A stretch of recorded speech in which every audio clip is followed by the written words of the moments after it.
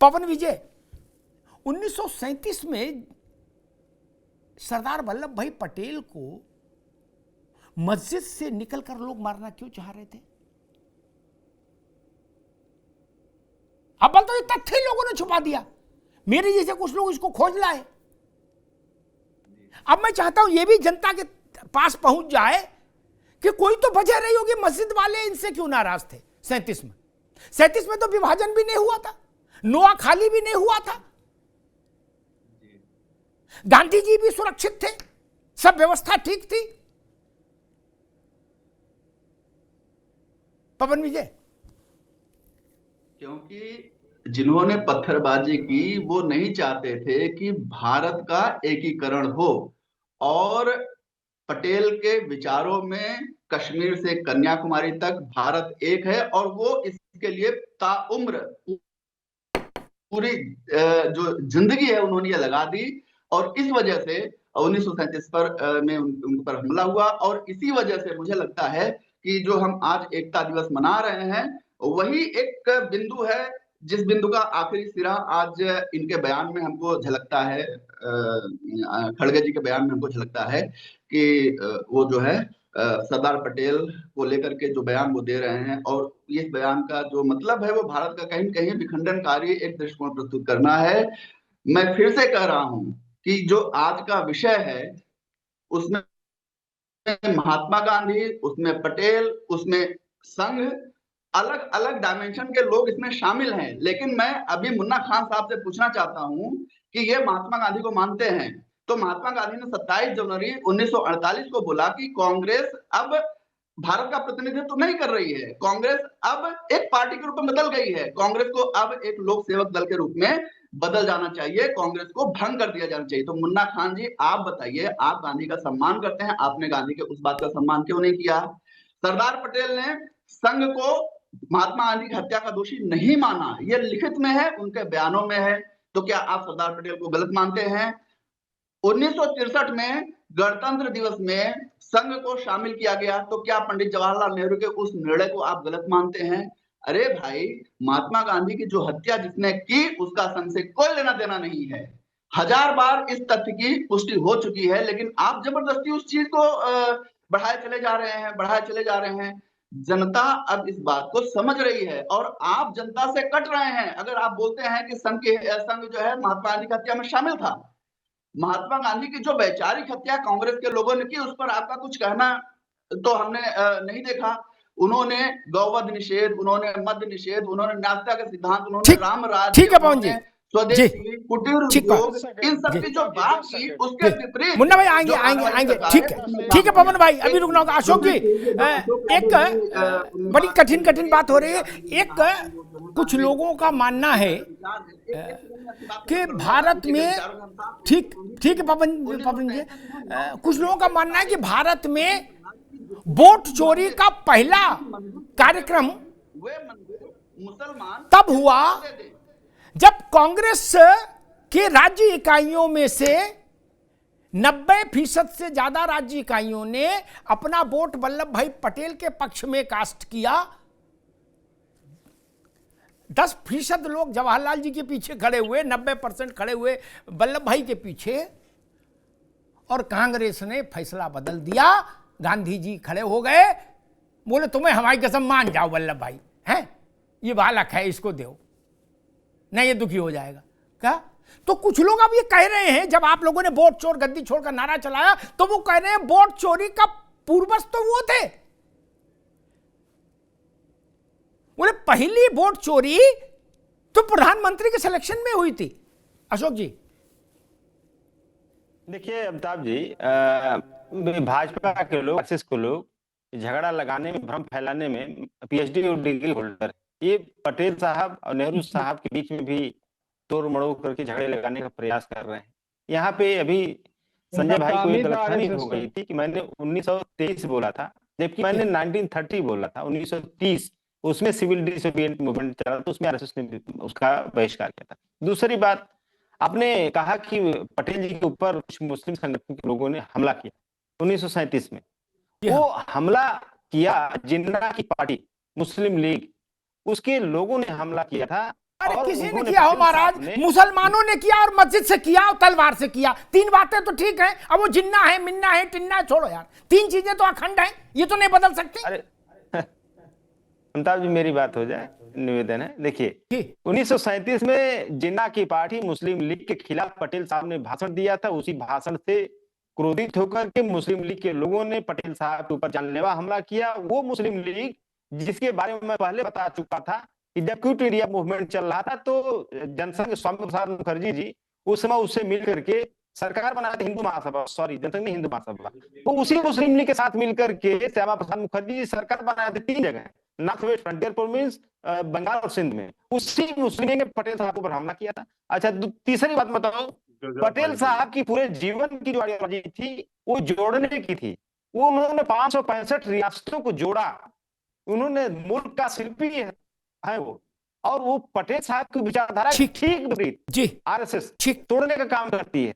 तो एक north pole, एक साउथ पोल, एक जोड़ने वाला व्यक्ति, अरे एक मुन्ना भाई तोड़ने वाला ठीक है, संगठन। अशोक तो भाई ठीक दोनों है का मेल कैसे हो सकता है जी। आज तोड़ने अशोक वाले जी ने, लोग ठीक है पटेल अशोक साहब भाई, की identity अशोक बना जी ने हिंदू महासभा का जिक्र कर दिया, मेरे दिमाग में एक बल्ब जल गया, बड़ा रोचक बल्ब है। ऐसी जानकारी गूगल पर नहीं मिलेगी गुरु, हाँ कितना भी छान लेना और मेटा को भी लगा देना, तब भी मेटा चेटा सब, बड़ी रोचक जानकारी है। अशोक भाई ने कहा, मतलब इंडिया अलायंस ने कहा, मैं इनके कंठ को इंडिया अलायंस का कंठ मानता हूं कि हिंदू महासभा ने ये किया, पाप किया होगा नहीं किया होगा, हिंदू महासभा वाले डिपेंड करेंगे। लेकिन उसी हिंदू महासभा के राष्ट्रीय अध्यक्ष और मेरे मित्र स्वामी चक्रपाणी को अशोक जी की रिश्तेदारी वाली पार्टी मुन्ना खान की पार्टी ने लखनऊ से टिकट दे दिया। जब टिकट दे दिया तो विश्वनाथ चतुर्वेदी और कुछ लोग सक्रिय हुए, अहमद पटेल के पास गए, बोले क्या कर दिया, बर्बाद हो जाएंगे, कहां मुंह दिखाएंगे। बोले किसको दे दिया, बोले चक्रपाणी जी को दे दिया है, ये राष्ट्रीय अध्यक्ष हिंदू महासभा के। क्या तब पूरी शाम सक्रिय रहे अहमद भाई, थैंक्स टू अहमद भाई, तब जाके उम्मीदवार बदला। महाराज नानी के आगे ननिहाल करना बताओ, हमको सब पता है। तब समझ नहीं आया था हिंदू महासभा क्या कर रही थी। अब पूरा इतिहास पता है कि जब महाराजा जनक के समय और दशरथ के समय क्या हो रहा था, तब नहीं समझ में आया। तब तो टिकटियां दे दी थी इनको, फिर उनसे छीनी टिकट, और फिर किनको दी वो भी बता दें। मुन्ना भाई मौज है तो पूरी मौज लो। तब किसको टिकट दी, आज वो भी आपके साथ नहीं मन से, वहां भी तनातनी है। खैर मुन्ना खान साहब, मसला वही है, जिसको देश की जनता वोट देकर अपना आशीर्वाद दे रही। लोकतंत्र में तो एक ही थर्मामीटर है, दूसरा कोई थर्मामीटर पैदा ही नहीं हुआ, एक ही थर्मामीटर जनादेश। इसके अलावा सारी बातें मेरे लिए किस्सा कहानी है, क्या टॉम एंड जेरी है सारी बातें। मूल बात है जनता ही जनार्दन है, और जनार्दन ने किसके माथे तिलक लगाया, मैं केवल इतना जानता हूं। जिसको जनता ने चुनकर भेजा और जिनको जनता ने सत्ता से वंचित कर दिया, वो वंचित लोग जनता के जनादेश पर सवाल कैसे उठा सकते हैं। अगले जनादेश की तैयारी कर सकते हैं, अगले इम्तिहान की। जो फेल हो गए वो फर्स्ट आने वाले बच्चे को गाली दे रहे हैं, जबकि करना ये चाहिए कि अगले इम्तिहान की तैयारी करो ताकि अगली बार आप भी पास हो जाओ। मुन्ना भाई नहीं, अब मैं जवाब दे दूं अमिताभ जी। जी स्वागत है जी। अभी हमारे मित्र अशोक यादव जी ने कहा, आपने सवाल किया कि सरदार वल्लभ भाई पटेल पे हमला करने वाले मुस्लिम लोग थे, तो अशोक यादव जी ने जवाब दिया कि वो मुस्लिम लीग के लोग थे। आप कहते नहीं छोड़ो महाराज, मुस्लिम तो थे। अमिताभ जी, हम बाय चांस नहीं, हम इस देश में बाय चॉइस हैं। 47 में हमें कहा गया कि आप पाकिस्तान जाओगे या हिंदुस्तान में रहोगे। हमने कहा कि हिंदुस्तान को हमने लहू से सींचा है और हमारी कवरेज यही बनेगी। और आज आप कह रहे हो कब वो मुसलमान, संजय भाई रुक जाओ। आप उन मुसलमानों की तुलना उन पाकिस्तानी मुसलमानों की तुलना हम हिंदुस्तानी मुसलमानों से करते हो और उनको श्रेय दे रहे हो जो अंग्रेजों की दलाली करते थे। अरे जनाब, 14,640 उलमाओं ने शहादत दी है इस देश को बचाने के लिए। बताइए संगी, ठीक। इनके कितने लोग वहां पे शहीद हुए? बताइए दलाल कितने लोग बताता इनके हूँ, वहां बताता दलाली हूँ। कर रहे थे? संजय जी क्या अभी इन्होंने बात शहादत पूरी दी? होनी। क्या जी, उन्होंने जी। क्रांतिकारिता की नहीं की? पेंशन में ठीक। पले नहीं पले? आप उस ठीक। कौम पे आवाज उठा रहे हो जो कौम ठीक। हमेशा से ठीक है। शहादत के लिए, देश के लिए ठीक है आगे मुन्ना रहता है। भाई, अब रुकना होगा। देश हमारी अब माँ ठीक, है, अब इस समय देश कम में है। हमें दफन होना ठीक है, बिल्कुल। देश हमारा ईमान है। हाँ, यही इसी मिट्टी में खेलना है, इसी में पैदा होना, इसी में दफन होना, ये सब पर लागू है। बिल्कुल ठीक बात की मुन्ना खान सर। लेकिन एक बात मैं कह के संजय जी के पास जाऊंगा, बाकी जो कहना बात मैं कहूंगा। अशोक जी ने जो बात कही कि वो एक जो 100-200 लोगों का गिरोह निकला था, उसमें कैसे पड़ताल की अशोक जी ने। अभी मैंने जब तक ये तथ्य नहीं सामने रखा था तब तक तो भारत के किसी कोने में मैंने इस तथ्य पर ही चर्चा नहीं सुनी। नहीं, दिखा दो कोई वीडियो कहीं आर्टिकल। इतनी सस्ती बात कहूंगा क्या कि चौराहे पर बिक रही हो वो चूरन की तरह? नहीं ना। 37 में वल्लभ भाई पटेल पर हमला हुआ, यही नहीं पता लोगों को। अब अशोक जी ने उनकी शिनाख्त बता दी, बोले नहीं हम पता कर लिए वो लोग मुस्लिम लीग के थे। कैसे पता कर लिए भाई? और किसी लीग के हो? मस्जिद से हमला हुआ, मुसलमानों ने हमला किया। इन दो तथ्यों को कोई काट सकता है माइका लाल? और एक बात जो मुन्ना भाई ने कही, संजय भाई आपके पास आ रहा हूं, उसमें एक तथ्य साफ हो जाना चाहिए, बिना किसी झिझक के साफ होना चाहिए। न दैन्यम न पलायनम, बिल्कुल साफ होना चाहिए। उनने कहा हम बाई चॉइस हैं, बाई चांस नहीं। ठीक बात है, मैं इस भाव का सम्मान करता हूं, लेकिन इसके साथ ये तथ्य भी सत्य है कि जिन्होंने जिन्ना को कंधे पर बैठाकर जिंदाबाद का नारा बुलंद किया, वो पाकिस्तान बन जाने के बाद बनवाने में सबसे आगे रहे, उसके बाद गए नहीं। क्यों? वोटिंग की आपने जिन्ना के लिए। 90% मुसलमानों का वोट जिन्ना के लिए हुआ।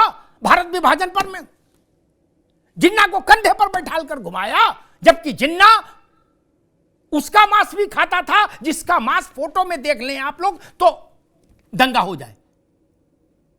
और 5 टाइम शराब भी पीता था नमाज की जगह, और सिगारेट तो 24 घंटे पीते थे। जिनकी एक पीढ़ी पहले भी सब हिंदू थे, बाबा भी और नाना भी। उन जिन्ना को कंधे बैठा के आपने घुमाया लोगों ने, और बाद में वो लोग गए नहीं। इसके पीछे कुछ तो खेल हुआ होगा।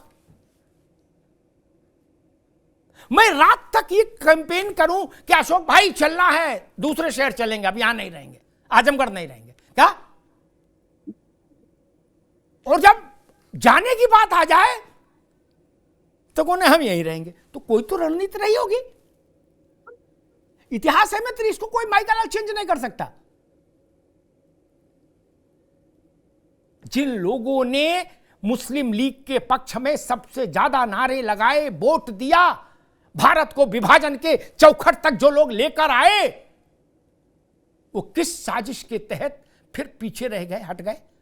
कोई तो कारण रहा होगा, वो भी समझना होगा, वो भी जानना होगा। अरे श्रीमती जी कुछ तो सस्ता लो। नहीं श्रीमान जी, सब बढ़िया लो। इसमें क्या खास बात है? थोड़े में ज्यादा स्वाद, यही तो है इसकी खास बात। क्या स्वाद है? अरे मेरे राजा, राजा और प्योर मसाला।